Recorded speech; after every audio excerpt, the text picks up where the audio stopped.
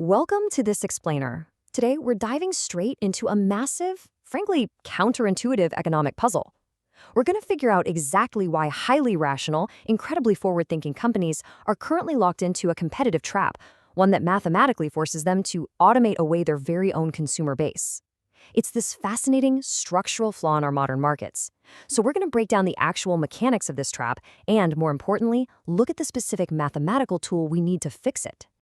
To really grasp the scale of this, we need to jump back to a stark reality from early 2026. Mass, AI-driven layoffs were absolutely dominating the headlines, exposing this massive structural shift in the labor market.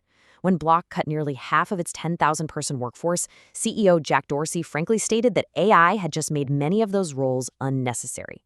But here's the chilling part. He predicted that within the next year, the majority of companies would reach the exact same conclusion. And this brings us to a really fascinating economic mystery. You see, displaced workers are also consumers. When their lost income isn't replaced, every single round of layoffs chips away at the aggregate purchasing power that all these firms depend on to survive. At the extreme limit, firms are essentially automating their way to boundless productivity, but absolutely zero demand. So if the cliff ahead is completely visible to all these rational, profit-maximizing companies, why on earth would they race toward it? Why destroy your own demand? Now, just to prove this isn't some abstract theoretical cliff, look at the data leading up to that point. Out of over 1 million job cuts announced by U.S. employers back in 2025, artificial intelligence was explicitly cited in roughly 55,000 of them. And the exposure across the board is incredibly broad. Research estimates that 80% of U.S. workers hold jobs with tasks exposed to large language models. The engine of displacement is literally running at full speed. Section 1. The competitive automation trap. The invisible race to the bottom. Let's explore the fundamental economic failing that's actually driving this paradox. What we're looking at here is not a failure of individual corporate strategy, it's a systemic failure. It's essentially a massive, economy-wide game of the prisoner's dilemma. Every firm makes the individually rational choice to cut costs, but the collective result is a total disaster for everyone. The core of this problem is something economists call a demand externality. When a firm replaces a human worker with AI, they capture 100% of the labor cost savings. But the negative impact of that worker's lost income, their foregone consumer spending, doesn't just hit the automating firm. That lost spending leaks out and harms rival businesses too. And this brilliantly illustrates the trap. Because competitive pricing allocates revenue across all the firms in a given market, each individual firm drastically underestimates the social cost of its own automation.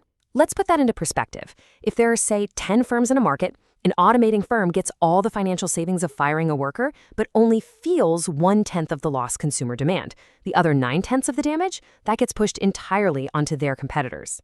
Because of this dynamic, aggressive automation becomes a strictly dominant strategy, even though it ultimately destroys the market for the whole group. When we actually map out this equilibrium point, looking at worker income against owner surplus, a really startling reality emerges. Excessive automation isn't just a simple transfer of wealth from workers to owners. It's a deadweight loss. Because every single firm is forced to automate just to keep up, aggregate demand collapses so much that it actually erodes firm profits as well. Literally everyone loses. The workers lose their wages and the owners lose their consumer base. Section 2. Why other policies fail. The illusion of standard fixes. So if everyone is getting hurt here, both capital and labor, how do we fix it? And maybe more importantly, why don't the popular policy buzzwords we always hear in the news actually work to stop this trap?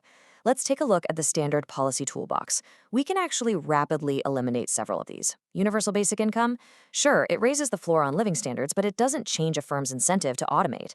Capital income taxes? They just take a percentage of overall profit. They don't change the underlying math of whether replacing a human with an AI makes sense for a specific job. Worker equity helps a little, but it doesn't touch the demand that's leaking to rivals. And private Cozian bargaining? Total failure, because companies will always have a dominant incentive to break the agreement and automate secretly to undercut the competition.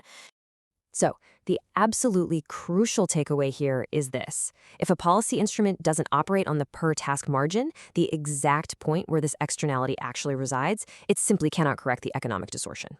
Tools like UBI or blanket profit taxes might cushion the blow, or they might change the profit floor, but they leave that destructive automation engine running at full speed. To actually fix the market failure, you have to fix the specific incentive to automate the very next task. Section 3. The Pigouvian tax solution, aligning private incentives with the collective good. This brings us to the core focus of our explainer today, the optimal, mathematically sound policy designed to actually fix this specific market failure. Enter the Pigouvian automation tax. Now, this isn't just a blanket tax on robots or some arbitrary penalty on success. A Pigouvian tax is a highly specific economic tool designed to make companies internalize the hidden costs they are currently pushing onto society, or in this case, onto their rivals. Here is exactly how it works to correct competitive incentives for excessive automation. First, you calculate the uninternalized demand loss per task, that fraction of lost consumer spending the firm isn't feeling. Second, you levy an equivalent per-task automation tax right on the firm. By charging the firm exactly for the external demand loss they impose on their competitors, the Pigouvian tax perfectly corrects the margin. It doesn't ban AI, it just stops the excessive automation dead in its tracks. The private incentive to automate finally perfectly aligns with the collective good. Check out how the damage scales here.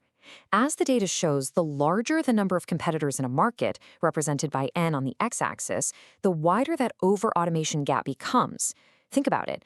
A true monopoly actually feels all of its own demand destruction. But in a highly fragmented, competitive market, the damage is heavily diluted across a ton of competitors, meaning firms automate way, way too fast. The Pigouvian tax rate brilliantly accounts for this, mathematically scaling to bridge that exact gap based on market concentration.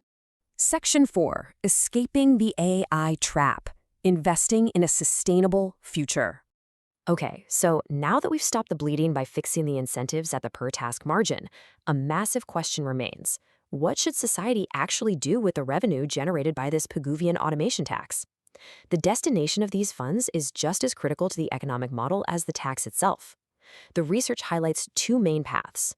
On one side, direct transfers, like severance supplements, offer short-term relief. But on the other side, using that tax revenue to fund robust retraining programs does something much more powerful. It builds human capital and pushes displaced workers into entirely new, productive roles. In the model, this raises the income replacement rate. When workers get new, high-paying jobs, they become active consumers again, which fundamentally shrinks the economic distortion over time. And this leads to a beautifully elegant economic outcome. What's really amazing about this approach is that a properly applied Pigouvian tax is actually transitional. It's literally a self-limiting tax. As those tax-funded retraining programs succeed and displaced workers find higher-paying roles in new industries, the aggregate demand loss in the overall economy shrinks. And as that demand loss shrinks, the math dictates that the required Pigouvian tax rate naturally lowers, eventually phasing itself out entirely as the workforce fully adapts. Let me leave you with this final thought. To survive the AI labor transition, society absolutely must stop treating automation as an inevitable, unstoppable force of nature. As we've seen today, excessive automation is simply an economic incentive problem, a demand externality, and we have the exact mathematical tools, like the Pigouvian tax, to fix the competitive incentives driving it. The real question we need to ask ourselves is this: are our current tax systems equipped for a transition where we must tax the machine's margin instead of the worker's income? Thanks for joining me on this explainer, and always keep questioning the incentives behind the headlines.